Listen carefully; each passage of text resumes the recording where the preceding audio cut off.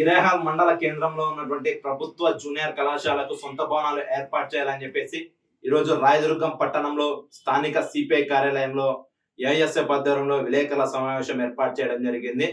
గతంలో 2017, 18, 19లో టీడీపీ ఉన్నప్పుడు మనకి ఈ ప్రభుత్వ జూనియర్ కళాశాల అనేది మనకి అక్కడ శాంక్షన్ చేయడం జరిగింది. అయినప్పటికీ కూడా అక్కడ సొంత భవనాలు లేక, మరమ్మతులు లేక విద్యార్థులు అనే వాళ్ళు అప్పటి నుంచి ఇప్పటి వరకు కూడా ఇబ్బందులు పడుతూనే ఉన్నారు. గతంలో వైసీపీ ప్రభుత్వం కావచ్చు, టీడీపీ ప్రభుత్వం కావచ్చు, ఏ ప్రభుత్వం వచ్చినా కూడా విద్యార్థులకు కూడా సొంత భవనం కావచ్చు ఏది కూడా ఏర్పాటు చేయలేనటువంటి దౌర్భాగ్యమైనటువంటి పరిస్థితి అక్కడ నెలకొంది. ఇప్పటికైనా ఇప్పుడు టీడీపీ ప్రభుత్వం అధికారంలో ఉంది. అప్పుడు కూడా టీడీపీ ప్రభుత్వంలోనే ఆ జూనియర్ కళాశాల అనేది శాంక్షన్ కావడం జరిగింది.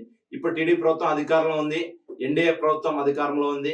వెంటనే కూడా స్పందించి ప్రభుత్వ జూనియర్ కళాశాలకు సొంత భవనాలు ఏర్పాటు చేసి రెగ్యులర్ అధ్యాపకులను నియమించాలని చెప్పేసి కూడా ఈరోజు all India student federation AISF గా తెలియజేస్తా ఉన్నా. లేని పక్షంలో కూడా ప్రభుత్వ జూనియర్ కళాశాల పైన పెద్ద ఎత్తున ఆందోళన కార్యక్రమాలు చేయడానికి కూడా ఏఐఎస్ఎఫ్ ముందుంటుందని చెప్పేసి కూడా తెలియజేస్తా ఉన్నా. వెంటనే కూడా ఈ గౌరవనీయులు కాళూ శ్రీనివాసులు సార్ గారు కూడా స్పందించి ఆ విద్యార్థులు గోడు తీర్చాలని చెప్పేసి కూడా ఏఐఎస్ఎఫ్ గా తెలియజేస్తా ఉన్నా.